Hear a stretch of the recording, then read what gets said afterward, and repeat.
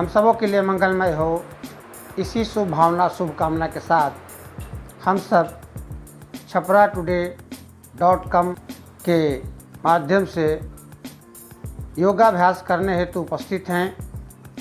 मैं प्रतिदिन आप सबों के साथ 6 बजे योगाभ्यास करने हेतु उपस्थित रहूँगा। आइए, इस तरह से योग तो बहुत पुराना है। जब से सृष्टि है तब से इस योग का प्रारंभ हुआ और समाप्ति भी विलय के सृष्टि के विलय के बाद ही समाप्त होगी। ये नया नहीं है, हाँ, लेकिन इसको नया करना ज़रूरी है। पहले जाने थोड़ा सा 1-2 वाक्यों में योग है क्या। योग का सीधा सा अर्थ है, छोटा बच्चा भी समझता है और बूढ़े भी समझते हैं। योग का मतलब सीधा बात है जोड़, मतलब एक दूसरे से संबंध स्थापित करना योग है। संबंधों को एक दूसरे से जोड़ता है, तो अपने संबंधों को एक दूसरे से जोड़ने की क्रिया का नाम योग है। इससे और आगे बढ़ते हैं। ये तो हो गई लौकिक प्राप्ति, जो प्राप्ति दिखती है।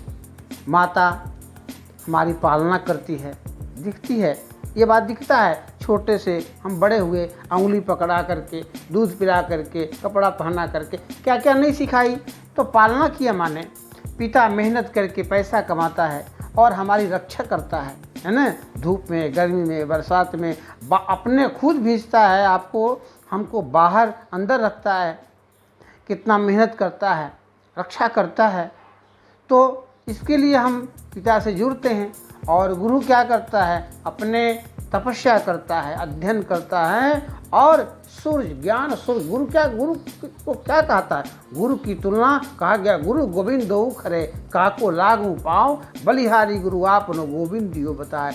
गुरु क्या करता है, सूर्य के समान है और तपस्या करता है सूर्य के समान, और चंद्रमा बन के शीतलता प्रदान करता है शिष्य को मीठी मीठी बातों के द्वारा और सरल सहज सुगम तरीके से बताता है। लेकिन वो तपस्या करता कितना, प्राप्ति करने के लिए मेहनत कितना करता है, वो तो वही समझता है। बिना तपस्या के और हमको कुछ भी प्राप्ति नहीं है।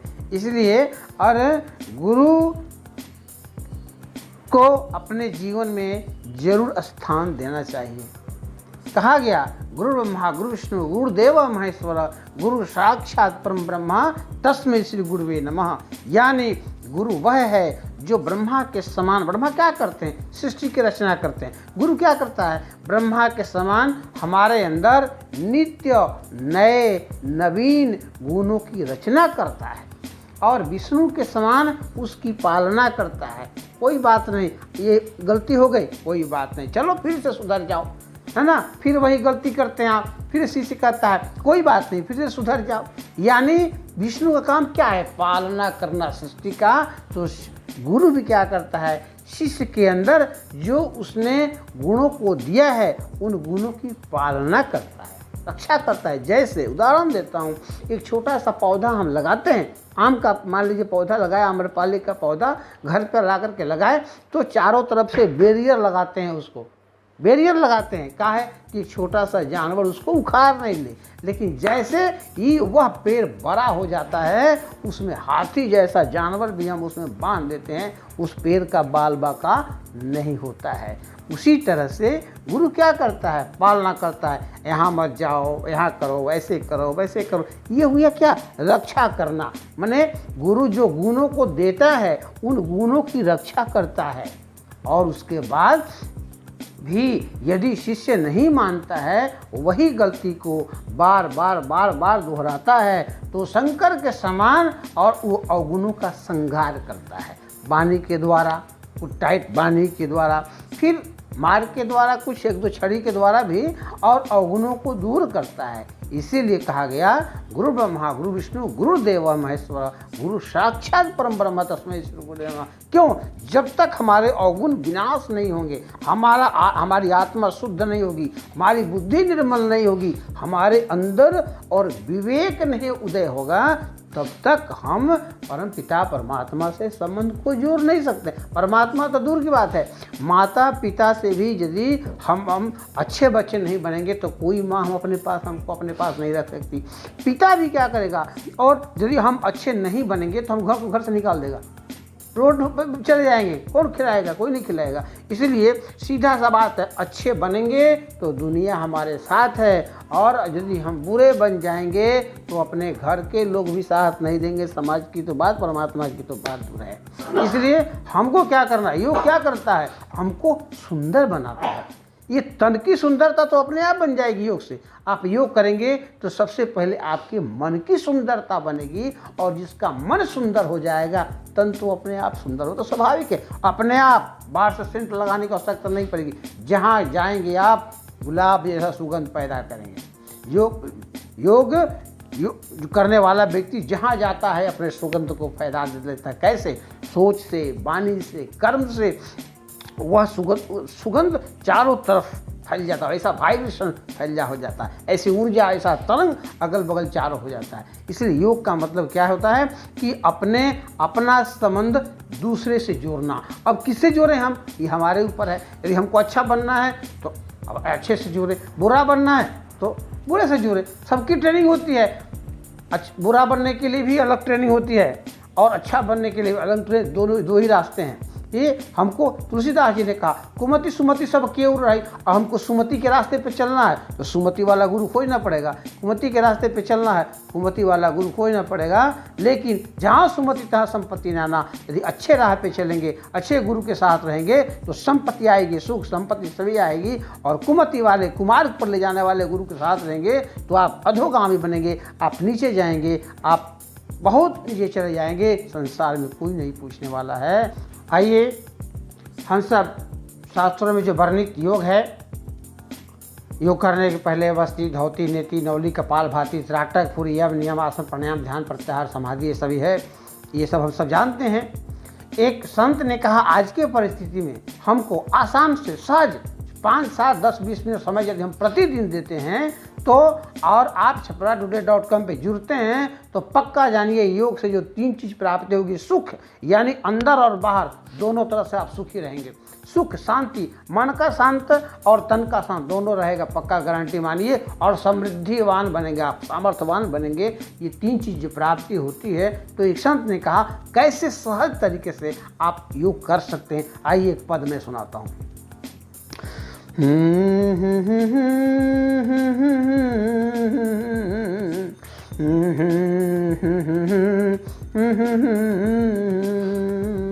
प्रातः काल करि शौच क्रिया, सिद्धासन उत्तर मुँह लगावे। बैठने के 4 आसन है। ये जो मैं बैठा हूँ ये सुखासन है, ठीक है, सुखासन, उसके बाद वज्रासन, उसके बाद सिद्धासन, तब पद्मासन। धीरे धीरे मैं आपको चारों आसनों के बारे में बताऊंगा। ये 4 आसन में बैठकर ही योगाभ्यास किया जाता है। तो कहते हैं वो संत कि प्रातः काल करि शौच क्रिया, सिद्धासन उत्तर मुँह लगावे। नासाग्र, ये नासिका जो है, ये नासिका के अग्रभाग में कहते हैं ध्यान करने के लिए। नासाग्र में दृष्टि रमाई सखी, जपि मंत्र एकाक्षर ध्यान चलावे। कोई भी धर्म के हम मानने वाले हैं, कोई भी पंथ के मानने वाले हैं, कोई भॉवेल को बोलना है। स्वर में ही ईश्वर का वास होता है। इसलिए किसी भी स्वर, किसी भी नाम को हम उच्चारण करते हैं मन में। तो नासाग्र में दृष्टि रमाई सखी, जपि मंत्र एकाक्षर ध्यान चढ़ावे। तो क्या करना है कि आइए थोड़ा सा अभ्यास करते हैं। इसके आगे हम, क्योंकि विषय लंबा हो जाएगा, तो करना क्या है, आइए इसका अभ्यास करते हैं हम। अभी हम सुखासन बैठे हैं, दोनों हाथों को ज्ञान मुद्रा में लेते हैं, दोनों हाथों को ज्ञान मुद्रा में लेते हैं। नासिका के अग्रभाग पर बिना पलक गिराए, पलक गिरना नहीं चाहिए। मान लीजिए पलक आपका गिरे भी तो कोई समझे या नहीं समझे, आप तो समझ रहे हैं। प्रयास करिए कि पलक गिरे नहीं, धीरे धीरे अभ्यास होगा। क्योंकि जब हम आंख बंद करके ध्यान करते हैं तो बंद करते हैं तो सपना आती है, माया आंख बंद करते ही तो आती है। इसलिए आंख को खुले रख के योग करना है, आंख को बंद करके नहीं। आंख खोल कर रखेंगे तो पता लगेगा कौन आता है सामने, क्या नहीं तो आपका बगल में चश्मा है कोई लेकर चला जाएगा। इसलिए नासिका के अग्रभाग में आंख खोल करके इसको देखना है, अपलक देखना है। और किसी भी नाम, जो भी आप नाम जानते हैं, मैं एक ओम बोलता हूँ, आप सब बोल सकते हैं। तो ओम का उच्चारण हम सब करते हैं नासिका के अग्रभाग पर ध्यान करते हुए। इसको आप अपने समय अनुसार, क्षमता अनुसार जितना देर करेंगे उतना ही जल्दी आपका मन शुद्ध होगा, आपका तन शुद्ध होगा। आइए करते हैं ओंकार, जिससे होता है मन और तन शुद्ध।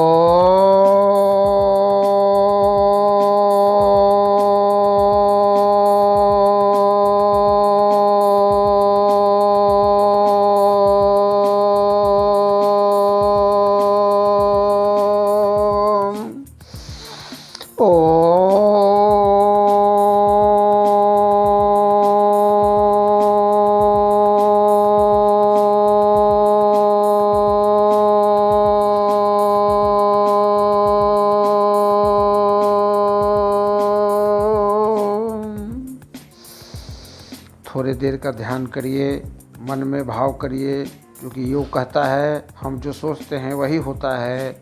आप अच्छे संकल्प करिए, मैं स्वस्थ हूँ, मैं स्वस्थ हूँ, मैं स्वस्थ हूँ, मेरा परिवार स्वस्थ है, मेरा परिवार स्वस्थ है, मेरा परिवार स्वस्थ है, मेरा समाज स्वस्थ है, मेरा समाज स्वस्थ है, मेरा समाज स्वस्थ है, पूरा देश स्वस्थ है, पूरा देश स्वस्थ है, पूरा देश स्वस्थ है, पूरा विश्व स्वस्थ है, पूरा विश्व स्वस्थ है, पूरा विश्व स्वस्थ है। ऐसे शुद्ध श्रेष्ठ संकल्प के साथ दोनों हाथों को आपस में लगा लीजिए, जोर से करिए, चेहरा को पोंछ लीजिए, कानों को सहला लीजिए, गर्दन के आगे पीछे मालिश कर लीजिए, अपने हाथों के अंदर आंखों खोलिए बंद करिए, खोलिए बंद करिए।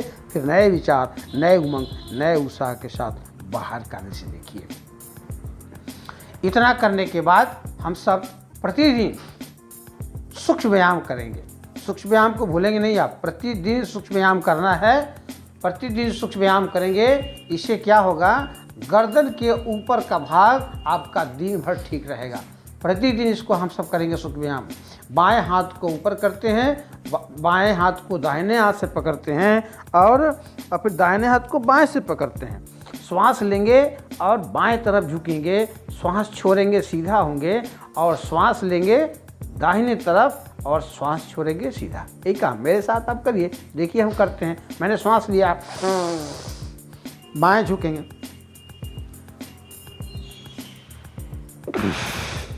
छोड़ दिए, सीधा हो गए, फिर श्वास लिए दाहिने,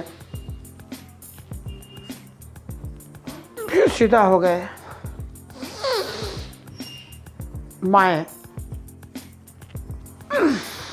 फिर दाहिने, फिर सीधा, फिर श्वास लीजिए, फिर बाएं, फिर सीधा। 5 बार हो गया। ये अब हाथों को फंसाइए, उंगली को गर्दन पर, श्वास लीजिए, हाथ को पीछे और गर्दन को भी पीछे, आराम से करना।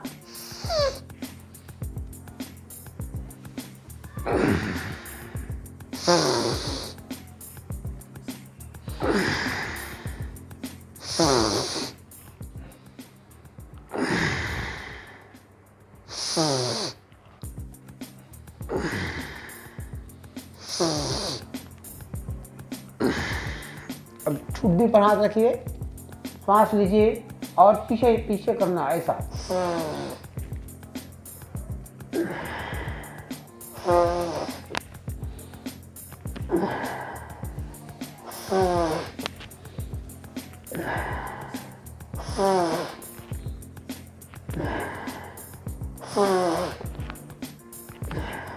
अब कंधा पे हाथ रखिए और आगे चलाइए। पहले आगे 10 बार, 1 2 3 4 5 6 7 8 9 10। उल्टा इसका करिए, 1 2 3 4 5 6 7 8 9 10। हाथ को मात्र 4 बार झटकिए, आगे आगे झटकना है। 1 2 3 4। अब अंगुली को ताकत लगा के अंगुली को ऐसे पुड़िए, 1 ताकत लगा के, 2 3 4 5 6 7 8 9 10। पूरा ताकत लगाइए। अब मुट्ठी को बांधिए ऐसा और चलाइए, कलाई को मुड़िए ऐसे। 1 2 3 4 5 6 7 8 9 10। उल्टा, 1 2 3 4 5 6 7 8 9 10। अंगुली को तोड़ लीजिए, बाएं थोड़ा सा,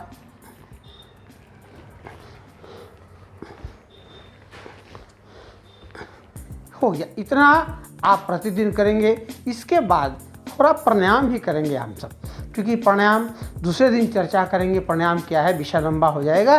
प्रतिदिन सुबह मैं इस चैनल पर छपराटुडे.com पर प्रतिदिन सुबह 6 बजे मिलूँगा।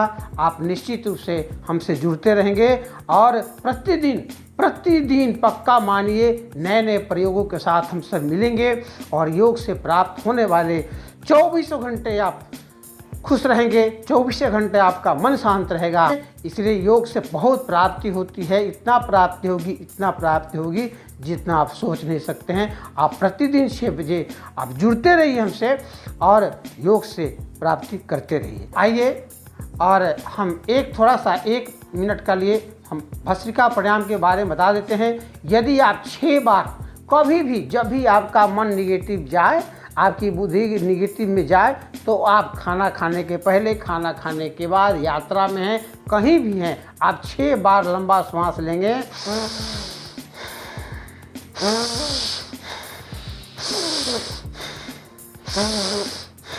कहीं भी आप यदि 6 बार श्वास लेते हैं, आपका ब्रेन पॉजिटिव हो जाएगा, आपके अंदर ऊर्जा आ जाएगी और आपका कार्य सफल होगा। चलिए, बहुत बहुत धन्यवाद आपको। हम मिल करके छपराटुडे.com पर और आज के योगाभ्यास सत्र को पूरा किया।